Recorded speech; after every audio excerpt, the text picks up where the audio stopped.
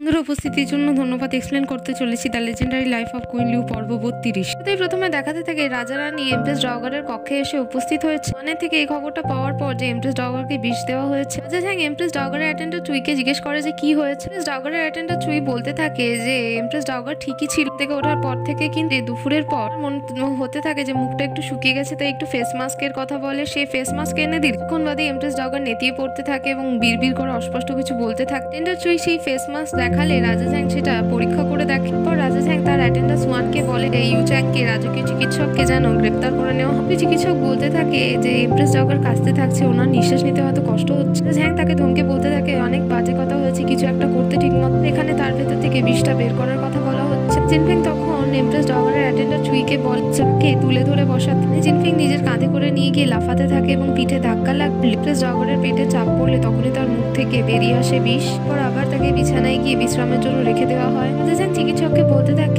আজ আমার রক্তটা এমপ্রেস ডগার মুখ থেকে বের করে আনলো, সেটা যেন পরীক্ষা করে দেখে। চিকিৎসকও সেটা পরীক্ষা করে দেখে এসে বলতে থাকে রাজা ঝ্যাং চেক করে বুঝতে পেরেছে যে ফেস মাস্কেরই গন্ধ বেরোচ্ছিল তার পেট থেকে বের করা রক্ত থেকে। রাজা ঝ্যাং সেই চিকিৎসককে বলে যে রাজকীয় চিকিৎসালয় লিংশু একাডেমির প্রত্যেকটা কোনায় কোনায় ভালো করে চেক করতে। এদিকে দেখা কমান্ডার সু তার দলবল নিয়ে চলে এসেছে লিংশু একাডেমি। সবাইকে সেখানে বলে দেয় যে রাজা ঝ্যাং আদেশ দিয়েছে সেই জায়গা যাঁচ করে দেখতে। তার সৈনিকরা চারিদিকে যাঁচ করা শুরু করে।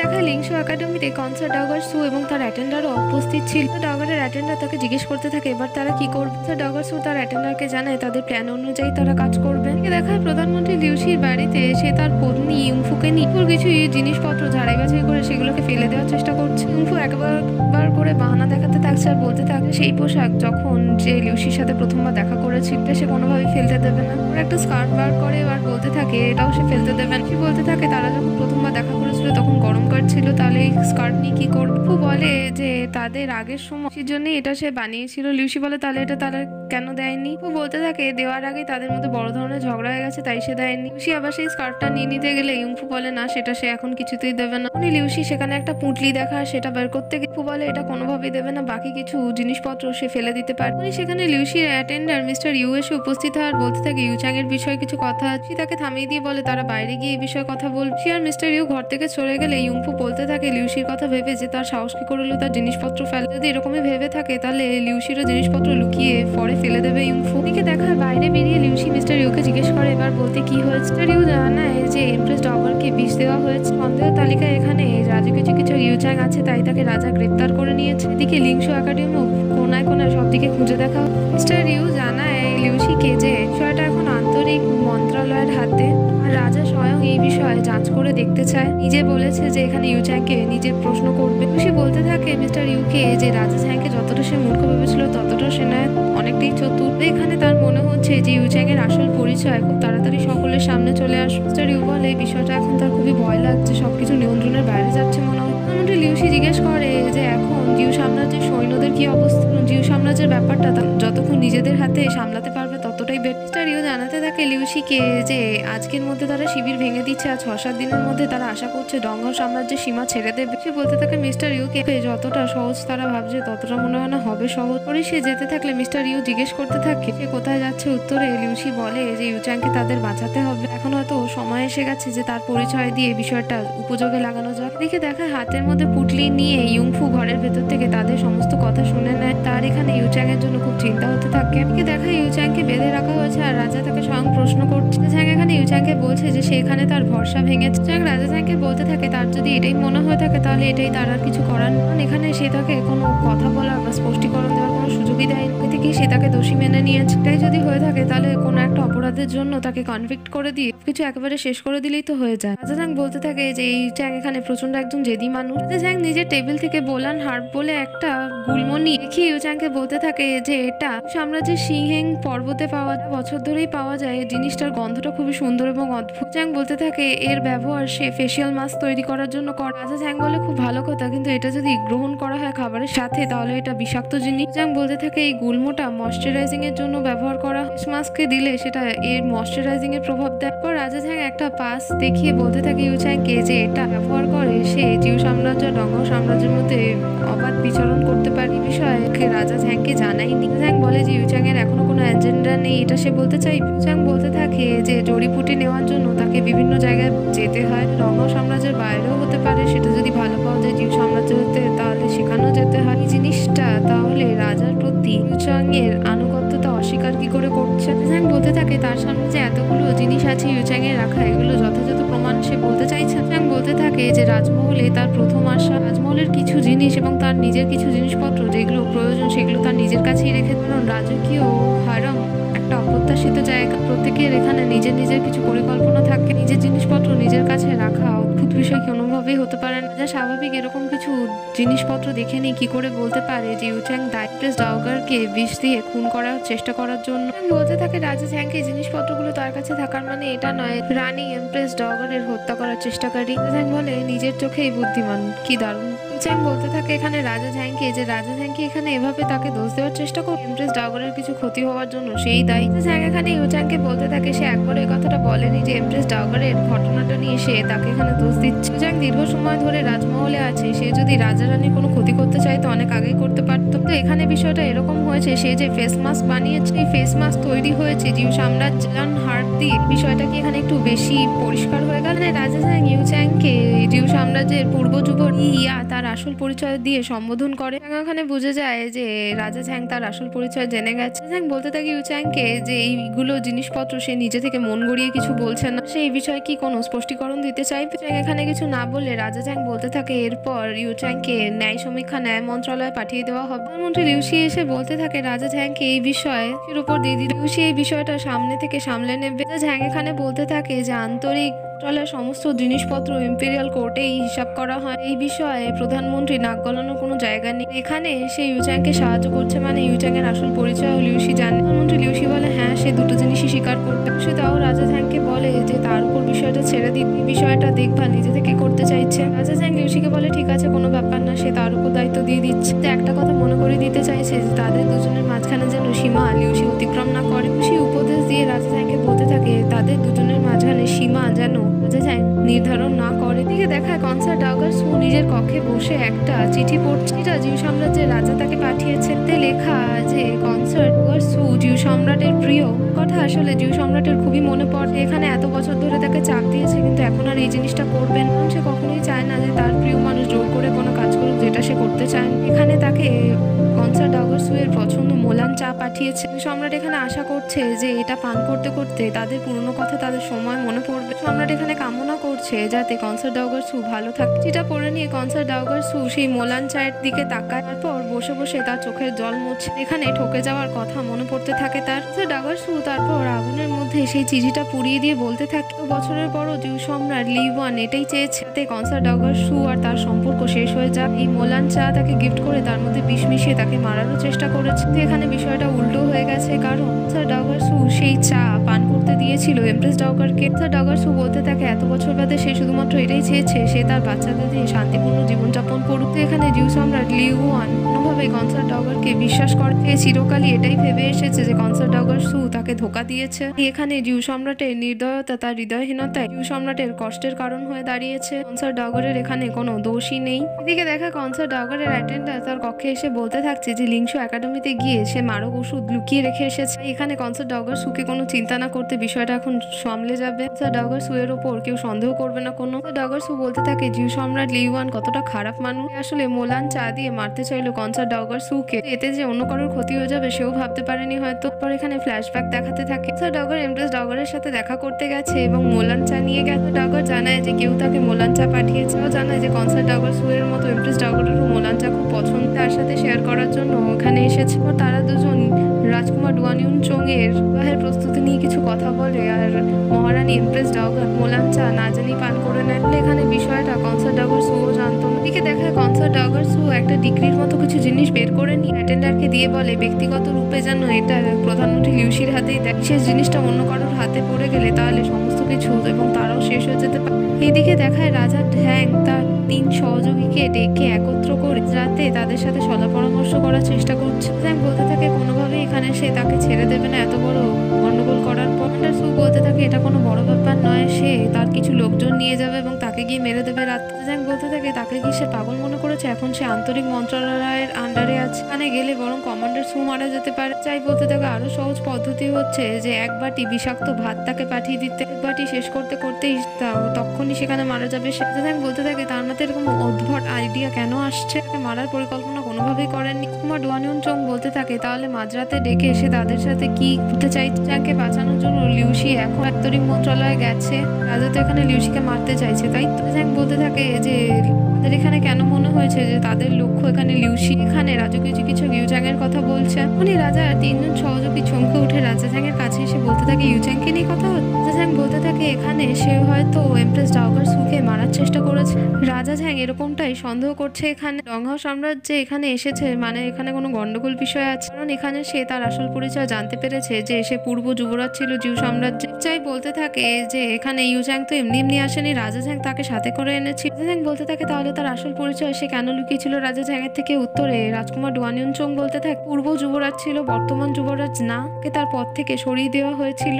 নিজেরও তো একটা ইমেজ তৈরি রাখার ব্যাপার আছে, বিষয়টা জানাজানি হলে তার জন্য খুবই লজ্জাজনক হতো। ঝ্যাং বলে তাহলে ইউজ্যাং রাজধানীতে অবাধে ভাবে কেন ঘোরাফেরা করে। তোর শেফ চাই বলতে থাকে যে মহিলা মহলে ইউজ্যাং এর খুবই নাম ডাক আছে, শিরা রানীরা বিভিন্ন মহিলারা তাকে খুব পছন্দ করে, তার তৈরি মেকআপ যাবতীয় প্রসাধনী প্রোডাক্ট সবাইকে বিক্রি করে, তাদের সাথে হাসি মজা করে, মিষ্টি মিষ্টি কথাবার্তা বলে। তো একটা কথা এখানে মানতেই হবে যে সে চরিত্রগত যথেষ্ট দৃঢ়, তার মধ্যে কোনো খারাপ আচরণ বা লক্ষণ দেখা যায়নি। ঝ্যাং বলে এটা কি ধরনের কথাবার্তা হচ্ছে, এখানে তার বিষয়ে তার এগেনস্টে সলা পরামর্শের জন্য তাদের এখানে সে ডেকে এনেছে। এখানে তো সে দেখতে পাচ্ছে যে তারা তিনজনই ঝ্যাংকে বাঁচানোর চেষ্টা করছে। এখানে কুমার চং রাজা ঝ্যাংকে বলতে থাকে তাকে বাঁচানোর চেষ্টা তারা কোনোভাবে করছে না, এখানে তার জন্য তাদের খুব দুঃখ হয়। আসলে তার ছোটবেলার অতীত জীবন খুবই দুঃখজনক ছিল। রাজকুমার চং এখানে বলতে থাকে যে জিউ সাম্রাজ্যের পূর্ব যুবরাজের বিষয়ে সেই ঘটনাটা সে জানে না, তাই তো। ঝ্যাং বলে না, কিন্তু সে জানতে চাইবে কি হয়েছে। চাই তখন বলতে থাকে অতীতের ঘটনা। ইউজ্যাং এসে জিউ সাম্রাজ্যের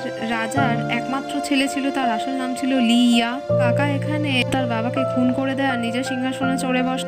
এখানে দেখানো হতে থাকে যে পথ দিয়ে যাচ্ছিল ছোট ইউজ্যাং, জিউ সাম্রাজ্যের তখনকার যুবরাজ লি ইয়া। উনি একজন এসে খবর দেয় যে তার বাবার মৃত্যু হয়ে গেছে, কেউ খুন করে দিয়েছে। তখনই ছোট ইউজ্যাং অর্থাৎ প্রিন্স লি ইয়া দেখতে পায় তার সামনে পথ দিয়ে আসছে তার কাকা বর্তমান জিউ সম্রাট।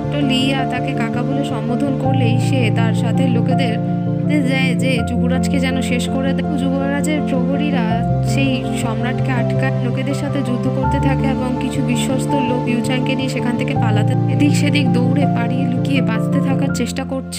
ছাদের মাথায় উঠে লিয়া তার হাতে থাকা টোকেনটা দেখতে থাকে, এটা তার পরিচয় পত্রের মতো। উনি ছাদে বসে থাকতে থাকতে ক্লান্তিতে তার মাথা ঘুরে সে বেহুশ হয়ে মাটিতে পড়তে থাকে। উনি সেখানে প্রধানমন্ত্রী লিউশি এসে তাকে উড়ে ধরে নেয়। ছেলের সাথে থাকা সেই টোকেনটা দেখে বুঝতে পারে যে সে জিউ সাম্রাজ্যের যুবরাজ ইয়া, আর প্রধানমন্ত্রী লিউশি তাকে নিজের সাথে করে নিয়ে যায়। শেফ চাই বলতে থাকে রাজা ঝ্যাংকে যে ইউজ্যাং তাদের সহানুভূতির পাত্র। রাজা ঝ্যাং বলতে থাকে এই বিষয়ে এত গল্প তারা কোথা থেকে জেনেছে। চাই বলে যে রাজা ঝ্যাং বেশিরভাগ সময় মহলের মধ্যেই কাটাকেদের মধ্যে থাকা প্রচলিত বিভিন্ন গল্প গুজব সে জানেন। কুমার চং বলে সে বায়ুকেও এই বিষয়ে জিজ্ঞেস করেছিল। বায়ু তখন তাকে বলেছিল যে জিউ সাম্রাজ্যের যুবরাজ ইয়ার দুঃখের গল্প নিয়ে লেখা দারুণ হন, সে যথেষ্ট কঠোর পরিশ্রমী, দয়নীয়, প্রিয় এবং সুন্দর একজন ব্যক্তি। জানতে চায় যে লিউশি তাকে অর্থাৎ ইউজ্যাংকে বাঁচিয়েছিল, এই বিষয়ে তারা কি করে জানে। কুমার চং বলে সে লিউবায়ু থেকে গল্প শোনার সময় এত মত্তভাবে ডুবে, এখানে যেহেতু লিউশি এবং রাজকুমার ইয়া অর্থাৎ ইউজ্যাংকে নিয়ে কথা হচ্ছিল, তখনই তাদের মাথায় এই জিনিসটা আসলে এই জিনিসটা চং কল্পনায় বানিয়ে বলে। সু বলতে থাকে যে সে হয়তো দোষ করেছে, কিন্তু তার নিজের জীবনেও অনেক কঠিন পরিস্থিতি আছে, অনেক কষ্টে বড় হয়েছে। চাই বলতে থাকে যে অনেক রাত হয়ে গেছে এবং কিছুদিন বাদে বারবিকিউ নাইটের জন্য তাকে প্রস্তুতি নিতে হবে। কুমার চং বলতে থাকে যে মহারানী জিনফেং আর ইউজ্যাং এর সাথে আগে সম্পর্ক ভালো ছিল, অতীত তারা ছোটবেলা থেকে একসাথেও বড় হয়েছে। এটাও রাজা ঝ্যাংকে দেখতে হবে যে এটা একটা পরিচয় ইউজ্যাং নিজের জন্য তৈরি করেছিল, এছাড়া তার বাঁচারও আর কোনো পথ ছিল না। তার তিন সহযোগীকে এখানে ঘুমোতে যাওয়ার অনুমতি দিয়ে দেয়। দিকে বাকি দুজন চলে গেল। রাজকুমার চং থেমে রাজা ঝ্যাংকে একটা প্রশ্ন করতে থাকে। রাজা ঝ্যাং আর লিউশি দুজনই সক্ষম, দুজনের কাছে এই ক্ষমতা আছে যে দুজনকে মেরে ফেলতে পারবে। এই কাজটা এখনো পর্যন্ত করেনি, হয়তো রাজা ঝ্যাং এটা ভেবেছে কি সকলের মতো এই যে লিউশিকে তারা দেখে যা মনে করে সে সেরকম ব্যক্তি না। আসলে রাজা ঝ্যাং বলতে থাকে রাজকুমার চংকে এগুলো নিশ্চয়ই সে নিজে থেকে বলছেন। রাজকুমার চং হেসে বলে তাকে অনুমান করতে এগুলো তাকে কে শিখিয়েছে। রাজা ঝ্যাং বলতে থাকে যে অনুমান করার মতো কিছু নেই, লিউ বায়ু তাকে এই জিনিসগুলো শিখিয়েছে। রাজা ঝ্যাং মনে মনে বলতে থাকে থাকে যে লিউসিকে সে কি সত্যি ভুল বুঝেছে, তার সাথে এতদিন ভুল ব্যবহার করেছে। এদিকে দেখাতে থাকে লিউসির বাড়িতে মিস্টার ইউ তার অ্যাটেন্ডার তাকে বলতে থাকছে সম্রাট লিউয়ান তার সৈন্য সামন্ত নিয়ে ভ্যালি চেক পয়েন্ট থেকে পেছনের দিকে সরে গেছে। তো তারা ডংহাও সাম্রাজ্য ছেড়ে বেরিয়ে যায়নি, সেখানেই একটা নতুন শিবির স্থাপন করেছে এবং থাকছে। জিউ সম্রাটের এখানে সৈন্যবল না থাকা সত্ত্বেও এখানে তার সৈন্যরা তার হাত ছেড়ে দেয়, এটা বলতে থাকে যে তারা বাড়ি ফিরে যাবে। তো তা সত্ত্বেও সে কোনো দিক কেয়ার না করে তার পরিকল্পনার উপর জোর দেয়। এখন কোনোভাবেই জিউ সাম্রাজ্যে ফিরে যেতে চায় না। প্রধানমন্ত্রী লিউসি বলতে থাকে যে জিউ সম্রাট নিজের কবর নিজেই খুঁড়ছে। মিস্টার ইউ এখানে লিউসি থেকে জানতে চায় যে এখন সঠিক সময় যে তাদের উপর হামলা করার জন্য তারা কিসের অপেক্ষা করছে। উত্তরে লিউসি জানায় যে সম্রাট আর তার পরিকল্পনার উপর আক্রমণ করার এটা সঠিক সময় না, এখনো অনেক গুরুত্বপূর্ণ একটা জিনিস বাকি। তখনই একটা তীর এসে লিউসির বাড়িতে লাগে, আর কেউ না কনসার্ট ডাগারসুর অ্যাটেন্ডার সাম্রাজ্যের আগের রাজা অর্থাৎ লিয়ার বাবা মরণোত্তর আদেশ দিয়ে পাঠায়। প্রধানমন্ত্রী লিউসি সেই মরণোত্তর আদেশ খুলে দেখি সাম্রাজ্যের পূর্ব রাজা অর্থাৎ লিয়ার বাবা মরণোত্তর আদেশ দিয়ে গেছিল যে তার মৃত্যুর পর তার ছেলে সিংহাসনে বসবে। প্রধানমন্ত্রী লিউসি সেটা দেখে বলতে থাকে বাহ, এইটুকু জিনিসেরই তো দরকার ছিল। লিও সেটা দেখে নিয়ে বলতে থাকে খুব ভালো কথা, এখনই সে সেনা প্রস্তুত করতে বলতে থাকে সে তো তার কথা শেষ করার জন্য একটু অপেক্ষা করতে। সে জানে মিস্টার ইউকে এইসব জিনিস থেকে দূরে থাকতে, বিষয়টা জিউ সাম্রাজ্যের মানুষদের নিয়ে জিউ সাম্রাজ্যের লোকেদের উপরেই বিষয়টা ছেড়ে দেওয়া উচিত। এদিকে দেখাতে থাকে ইউংফু অর্থাৎ জিনফেং এর মা হাতের মধ্যে একটা পুটলি নিয়ে সেটা খুলে বের করাচ্ছে, মধ্যে থেকে ছোট বয়সের কিছু পোশাক বেরিয়ে এসেছে। পোশাকগুলো দেখে মনে হচ্ছে ভালো পোশাকগুলো আসলে কার না, ছোট ইউচ্যাং এর পোশাক। এগুলো দেখেই মনে করতে থাকে ইউংফু ফ্ল্যাশব্যাকের কথা। ফ্ল্যাশব্যাকে দেখাতে থাকে যে লিউসি এসেছে ছোট ইউচ্যাং কে নিয়ে ইউংফুর কাছে। এখানে ইউংফু দেখে বলতে থাকছে সে এখানে কেন। ছোট ইউচ্যাং অর্থাৎ প্রিন্স লিয়াকে বিছানায় শুয়ে দিয়ে বলছে একমাত্র লিউসির কাছে ভরসা করার মতো মানুষ আছে ছোট বাচ্চাটাকে কোথাও একটা লুকিয়ে দিতে। কিছুদিনের মধ্যে এই ছোট বাচ্চাটাকে নেওয়ার জন্য লিউসি কাউকে পাঠাবে। সে তাকে কোনো প্রশ্নের উত্তর দিতে পারবে না, শুধু এটুকু বলতে পারে এই ছোট বাচ্চাটা অনেক খারাপ আর কঠিন সময় দেখেছে। সে বেরোতে গেলেই তখন দেখতে পায় যে ছোট জিনফিং ঘরে ঢুকছে, মাকে ডাকতে ডাকতে। সে তখন বুঝতে পারে যে এটা তারই মেয়ে। ইউংফুর দিকে তাকালে ইউংফু তার দিকে তাকাতে, এখানে সে কোনো কথা বলে না। এখানে লিয়ার কাছে গিয়ে তার কাছে থাকা টোকেন দেখে সে বুঝতে পারে সাম্রাজ্যের যুবরাজ লিয়া। তো জিনফেং বারবার জিজ্ঞেস করতে থাকে তার মাকে যে এই ছেলেটা কে, তার মুখটা দেখতে মাছের মতো, চোখের পাতাগুলো কত বড়। সে তার নাম জিজ্ঞেস করে বসে আর ইউংফু বানিয়ে তার নাম ইউচ্যাং বলে দেয়। এদিকে বর্তমানে দেখাতে থাকে ইউংফু চোখের জল মুছছে আর সেই কথাগুলো ভাবতে ভাবতে কাঁদছে। এদিকে দেখা ইউচ্যাং কুঠুরের মধ্যে বসে আছে, তখনই তার কাছে রানী জিনফেংকে দেখে ইউচ্যাং বলতে থাকে যে সে জানতো যে জিনফেং তার কাছে আসবে। জিনফেং বলতে থাকে সে ভেবেছিল যে এখানে হয়তো তার খুব কষ্ট হচ্ছে, দেখে তো মনে হচ্ছে সে এই জায়গার সাথে নিজেকে মানিয়ে নিচ্ছে। চ্যাং বলে জিনফেং কে সে জানতো সে তার কষ্ট দুঃখ দূর করতে আসবে। জিনফেং বলতে থাকে মজা করা বন্ধ করতে, সে এখানে তাকে একটা প্রশ্ন করতে এসেছে। জিনফেং জিজ্ঞেস করে ইউচ্যাংকে এখানে সে নিশ্চয়ই মহলে এর জন্য উপস্থিত হয়নি যাতে রাজা চ্যাংয়ের ক্ষতি করতে পারে। চ্যাং বলতে থাকে এতে কি আর পরোয়া হয়। জিনফেং বলে একদম হয়, তারা ছোটবেলা থেকে বন্ধু। জিনফেং খুব ভালো মতো জানে যে ইউচ্যাং একজন দুষ্ট, অহংকারী এবং বিরক্তিকর মানুষ, তবুও দিনের শেষে সে একজন ভালো বন্ধুকে শত্রু বানিয়ে ফেলতে চাইবেন। বলে রাজা ঝ্যাংকে যদি সে ক্ষতি করতে চায় তাহলে কি সে তার শত্রু হয়ে যাবে। ঝ্যাং বলে একদম এটাই সত্যি কথা। ঝ্যাং এখানে তার বিরুদ্ধে কোনো আঙুল উঠলে তার এগেনস্টে সে নিশ্চয়ই দাঁড়াবে। ঝ্যাং এখানে জিনফেংকে জানায় চিন্তা না করতে, তারা কখনোই শত্রু হবে না। করে ইউচ্যাং এটাও বলে যে তারা একে অপরকে আগে চিনত। জেলখানা থেকে বেরিয়ে জিনফেং দেখতে পায় যে রাজা তার জন্য অপেক্ষা করছে। জিনফেং রাজা ঝ্যাংয়ের সামনে এসে দাঁড়ালে রাজা ঝ্যাং কোনো কথা বলে না, তার গাড় থেকে অ্যাপ্রনটা খুলে রানীর গায়ে জড়িয়ে দেয়। এদিকে দেখায় রাজা রানী পথ দিয়ে যেতে থাকলে রানী জিনফেং বলতে থাকে সে এত চুপচাপ কেন হয়ে আছে। ঝ্যাং রানী জিনফেংকে বলে বিষয়টা তাকে স্পষ্ট করা উচিত। জিনফেং বলতে থাকে সে ইউচ্যাং এর কাছে গেছিল শুধুমাত্র কিছু প্রশ্ন করার জন্য। রাজা ঝ্যাং এখানে জিনফেংকে জিজ্ঞেস করে যে কি প্রশ্ন ছিল। জিনফেং এখানে তোতলাতে থাকে, কথাটা বলতে পারেন। ঝ্যাং বলতে থাকে সে আন্তরিক মন্ত্রণালয়ে গেছিল এবং সেখানে যাওয়ার পর জানতে পারে রানী জিনফেং এখানে আছে। রাজা যদি রানীকে ভরসা না করতো তাহলে দৌড়ে আগে তার কাছেই যেত। জিনফেং বলে প্রশ্নটা কি সেটা কি সে জানতে চাইবে না। উত্তরে রাজা ঝ্যাং বলে এতে কোনো ম্যাটার করে না। ঝ্যাং এখানে জিনফেংকে বলতে থাকে যে সব প্রশ্নের একটাই উত্তর জিনফেং দিয়েছিল রাজা ঝ্যাংকে অনেক আগে, যে কারোর ওপরে সে আগে রাজা ঝ্যাংকেই চুজ করবে। জিনফেং তখন রাজা ঝ্যাংকে জড়িয়ে ধরে মনে মনে ভাবতে থাকে জিনফেং এর কপালটা কত ভালো, সে কত সৌভাগ্যবোধ, তো সুন্দর তার জীবন। আর এর থেকেও সব থেকে বেশি ভালো লাগে রাজা ঝ্যাং যখন তার সাথে থাকে। এদিকে দেখায় লিউসির সাথে রাজা ঝ্যাং কথা বলছে। ঝ্যাং প্রশ্ন করে লিউসিকে যে ইউচ্যাং এর বিষয়ে ঘটনাটা কি সে যাঞ্চ করেছে। লিউসি বলতে থাকে হ্যাঁ, সে গহনভাবে যাঞ্চ করার পর জানতে পেরে রাজকীয় চিকিৎসক ইউচ্যাং সত্যি পূর্ব সম্রাটের একমাত্র ছেলে, তার পূর্ব যুব পূর্বরাজ লিয়া। এখানে বর্তমান জিউ সম্রাট এখনো ডঙ্গাও সাম্রাজ্য ছেড়ে যায়নি, ভ্যালি সীমান্তে চৌকির মধ্যে আছে, এখানেই সে ঘাঁটি ঘেরে বসে আছে। সে মাথায় এই পরিকল্পনাই এসেছে যে তাদের রাজকুমার অর্থাৎ জিউ সাম্রাজ্যের পূর্ব যুবরাজ ইয়া তাদের যেহেতু হাতে আছে তাকে দিয়ে ব্ল্যাকমেল করি জিউ সম্রাটকে যদি পেছনে ফিরিয়ে দেওয়া যায় তাহলে বিষয়টা খুব সহজ হয়ে যাবে। উত্তরে রাজা ঝ্যাং বলতে থাকে এটা খুবই বিচারশীল জিনিস। জিউ সাম্রাজ্যের সৈন্যদের রাজা ঝ্যাং নিজের মুখে কথা দিয়ে এসেছে যে আগে থেকে তারা কখনোই যুদ্ধ করবেন। ব্ল্যাকমেলটা করলে জিউ সাম্রাজ্যের ডঙ্গাও সাম্রাজ্যের প্রতিষ্ঠা নষ্ট হয়ে যাবে। সে বলতে থাকে এখানে হয়তো রাজা আর সে সহমত হতে পারছেন। বলতে থাকে ঘৃণার বদলে সে দয়ালুতা দিয়ে ফিরিয়ে দিতে চাইছে। সে বলতে থাকে বসে বসে ভাগ্যের নির্ধারণ বা তৈরি কেউই করতে পারে। রাজা চ্যাং বলে এখানে লিউশি চ্যাং এখানে এখনো আন্তরিক মন্ত্রণালয়ের আন্ডারেই আছে। কি মনে হয় সে তাকে সেখান থেকে বাঁচাতে সক্ষম হবে? তাকে ডঙ্গাও সাম্রাজ্যের রাজধানীর বাইরে পাঠাতে পারবে? মন্ত্রী লিউশি বলে এই কাজটা সে করতে পারুক না পারুক সে জানেন না, সেই ব্যক্তিটাকে সে ঠিকই এখানে ধরে নেবে। হ্যাঁ এখানে তার অ্যাটেন্ডার সুয়ানকে ডেকে বলে যে কমান্ডার সুকে জানিয়ে দিচ্ছেন ওপর যেন তারা আরো বেশি কড়াভাবে নজর রাখেন। তার এখানে মনে হয় না যে রাজার নজরদারিতে কারোর সাহস হবে রাজধানীর বাইরে ইউচ্যাংকে নিয়ে যাওয়া। দেখা ইউচ্যাং যে কুঠুরিতে আছে সেই কুঠুরির তালা হঠাৎ কেউ ভেঙে দেয়। পরে তাকে কুঠুরির ভেতর থেকে বের করতে থাকলে ইউচ্যাং বলতে থাকে সে কে, তার পরিচয় না দিলে সে তার সাথে যাবে। মহিলা বলতে থাকে ইউচ্যাং তার মায়ের মতোই এত রূঢ় যে দিয়ে হঠাৎই তখন সেখানে মহলের প্রহরীরা চলে এলে সেই মহিলা চ্যাংয়ের গর্দানে রাদ্দা মেরে তাকে কাঁধে করে নিয়ে যেতে থাকে। মহলের পথ দিয়ে আসলে ইউংফু দৌড়তে শুরু করে ইউচ্যাংকে কাঁধে নিয়ে। ব্যক্তি আর কেউ না, ইউচ্যাংকে বাঁচানোর মানুষ ছিল ইউংফু। পেছনে প্রহরীরাও দৌড়াতে শুরু করে। দৌড়তে থাকলে জিনফিং এর সাথে তার দেখা হয়ে জিজ্ঞেস করে যে ইউচ্যাংকে কাঁধে নিয়ে এসে কে যে পালিয়ে যাচ্ছে। তখন তার মুখের মাস্ক খুলে দেখায়। জিনফিং ভয় পেয়ে যায় আর তাকে পথ দেখিয়ে যায় যে এইদিকে পালিয়ে যেতে প্রহরীরা তাকে ধরতে না পারে। উনি সেখানে রাজা আর তার সঙ্গী সাথীরা চলে এলেন। দৌড়ে গিয়ে বলতে থাকে সেই বদমাশদের সেই অন্য পথ দিয়ে যেতে সে দেখেছে, ভয়ানক, তার ভীষণ ভয় লেগেছে, যাবতীয় বলতে থাকে। রাজা ঝ্যাংয়ের এখানে জিনফিং এর কথাবার্তার ওপর তার আচরণে সন্দেহ হয়ে যায়।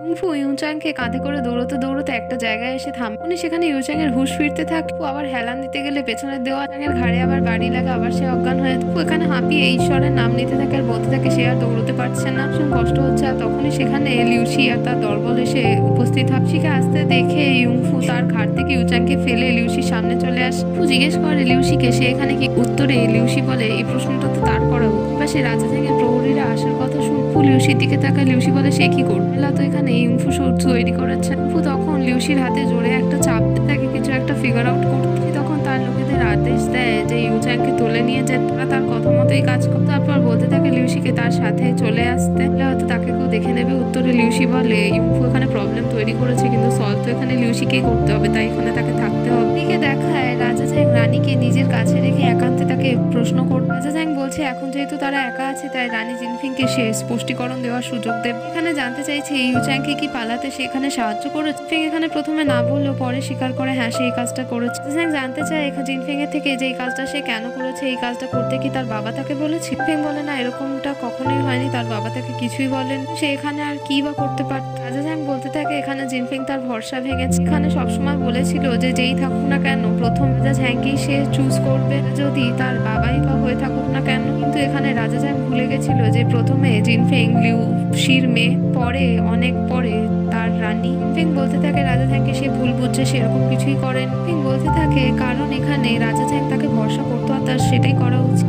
বিশ্বাসের এখানে কারো পুষ্টিকরণের কোনো প্রয়োজন হয় না। রাজা ঝ্যাং এটা জিনফিং এর উপর করে কি করে না এটা তার উপর নির্ভর করে। যদি সে এখানে জিনফিংকে বিশ্বাস না করে থাকে তাহলে জিনফিং এখন মহলে ফিরে যাচ্ছে। রাজা ঝ্যাং তাকে যে শাস্তি দিতে চায় সে মেনে নেবে। যেতে এখানে জিনফিং বলতে থাকে যে তার মা তাকে বলেছিল এক খারাপ মানুষরাই ভরসা করে না আর ভাবতে থাকে যে অন্যান্য মানুষরা তার ক্ষতি করতে চাইছে। জানে এখানে জিনফিং এর কথা শুনে কিছু ফ্ল্যাশব্যাক মনে পড়তে থাকে। যখন ছোটবেলায় একবার লিউশির তার অত্যাচারের ভয় ছেড়ে পালিয়েছিল তখন একবার ছোট জিনফিং এর সাথে তার দেখা। জিনফিং রাজা ঝ্যাংকে দেখে জিজ্ঞেস করে সে তাকে এখানে আগে কেন দেখে, কে, তার পরিচয় কি, এখানে সবার থেকে লুকিয়ে পালিয়ে আছে কেন। তোরে ছোট রাজা ঝ্যাং তাকে বলেছিল সে তার বাড়ি থেকে পালিয়েছে, ওটা তাকে খুব বকাবকি করেছে তাই সে থাকতে পারেনি, পালিয়ে এসেছে। জিনফিং বলে যে তার মা তাকে জানিয়েছিল যে সকল শিক্ষক ভালো হয় দুনিয়াতে, সে এখানে হয়তো কোনো ঠিক মতো কাজ করেনি তার জন্যই তার শিক্ষক তাকে শাস্তি দিয়েছে ভালোর জন্য। উত্তরে রাজা ঝ্যাং বলতে থাকে এটা ঠিক কথা, সে ঠিক মতো ভালো পারফরমেন্স করেনি তার জন্যই শাস্তি পেয়েছে। তখনই ছোট জিনফেং বলেছিল রাজা ঝ্যাংকে যে খারাপ মানুষরাই ভাবে যে অন্য মানুষরা তাদের ক্ষতি করবে, সন্দেহ করে। রাজা ঝ্যাং এখানে জিনফেং এর নাম জানতে চায়। জিনফেং বলে যে তার মা ঘরে তার জন্য অপেক্ষা করছে, তাকে ফিরে যেতে হবে, পরের বার দেখা হলে সে তার নাম বলবে। ফেং নিজের হাতে একটা প্যাঁচা মুখো ঘুড়ি নিয়ে হেসে হেসে যেতে থাকে আর তার দিকে তাকিয়ে ছোট রাজা ঝ্যাং দেখতে থাকে। মানে রাজা ঝ্যাং এর মনে পড়ে যে ছোটবেলায় জিনফেং এর সাথে তার দেখা হয়েছে। সামনে যে মেয়েটা দাঁড়িয়ে সে আর কেউ না, তার ছোটবেলায় দেখা সেই মেয়েটা জিনফেং। দেখায় জিনফেং তার কক্ষে বসে বসে ভাবতে থাকতে মধ্যে রাজা ঝ্যাং এর দেওয়া সেই লকেটটা যেটা মধ্যে একটা তারা আছে, সেটা দেখে জিনফেং বলতে থাকে রাজা ঝ্যাংকে সে বলেছি বাবা প্রধানমন্ত্রী লিউসি যদি রাজার এগেনস্টে দাঁড়ায় তাহলে সে তার এগেনস্টে অর্থাৎ তার রাজা ঝ্যাং এর ফরে দাঁড়াবে। তো এখানে তো তার মা ছিল, এরকম কথা তো সে কখনোই দেয়নি তাকে, তাহলে সে কি বা করতে পারত। পরে রানী জিনফেং নিজের কক্ষের বাইরে এসে সেই পেন্ডেন্টটা ফেলে দিয়ে বলে দেয় যে এই পেন্ডেন্ট তার চাই না। আর বলতে থাকে রাগ করে যার এই পেন্ডেন্ট চাই সে নিয়ে যেতে পারে।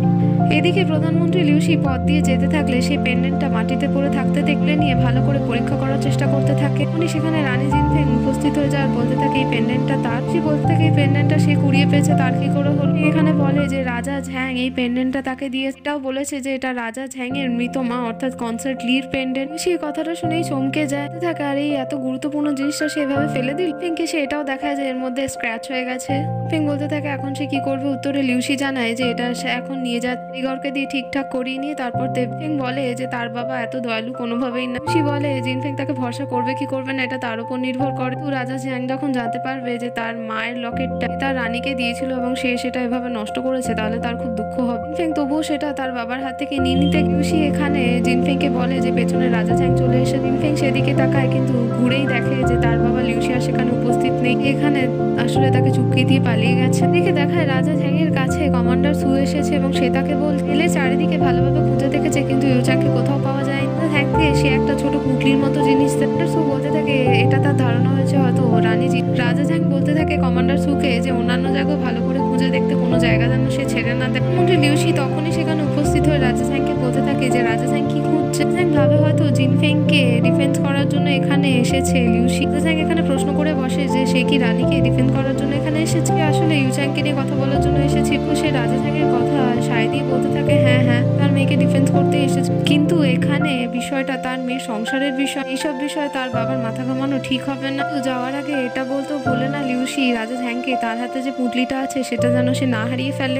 এদিকে দেখায় জিনফেং তার কক্ষে আমাকে বলতে থাকছে যে এখানে কি ইউজ্যাংকে সে যেতে দিয়ে ভুল কাজ করে। ঝ্যাং এখন তার উপর রাগারাগি করছে, তাকে ভরসা করছেন। তো এটাও তো খারাপ জিনিস যে রাজা ঝ্যাং সবসময় ভাবে যে লিউসি তার ক্ষতি করার চেষ্টা করছে, এখন এই বিষয়টা এরকম কোনোভাবেই না। ফেং জানায় কিন্তু এখানে খারাপটা তার এটা লাগছে যে জিনফেংকে সে ভরসা করেনি। রাজা ঝ্যাং এটা ভেবেছে যে রানী জিনফেং তার বাবা লিউসির ফরে এবং আসলে ঘুমে ঢুলে পড়ে আর সব কথায় বলতে থাকে। সুদসারি সরিয়ে তখনই বলতে থাকে এখানে জিনফেং সুফাং যদি এটা মনে হয় যে রাজা ঝ্যাংয়ের কাছে জিনফেং এর ক্ষমা চাওয়া উচিত, ঠিক আছে কোনো বড় ব্যাপার। যদি একটা ভুল করে থাকে রাজা ঝ্যাংয়ের খারাপ লেগে থাকে সে তাহলে তার কাছে ক্ষমা নিশ্চয়ই চাইতে পারে। আমি কাল এই বিষয় নিয়ে সে নিশ্চয়ই কথা বলবো। এবং ঘুমে ঢুলু ঢুলু চোখ নিয়ে বলতে থাকে হ্যাঁ ক্ষমা চাওয়া উচিত, ক্ষমা ভালো জিনিস, তার চেয়ে নেওয়াও ভালো। তারপর সে আবার ঘুমিয়ে পড়ে। দেখে দেখায় লিউসি সেই ছোট্ট তারা লকেট পেন্ডেন্টটা নিয়ে করে পরীক্ষা করতে করতে একটা যন্ত্র দিয়ে মাথার একটা জায়গা খুলে ফেলে, ভেতরে কিছু দেখতে থাক, আরো ভালো করে নিরীক্ষণ করতে থাক। বুঝতে পারে এর ভেতর হয়তো কিছু আছে নিশ্চয়। এমনই সকল গল্প জানতে আমাদের চ্যানেলের সঙ্গে থাকুন।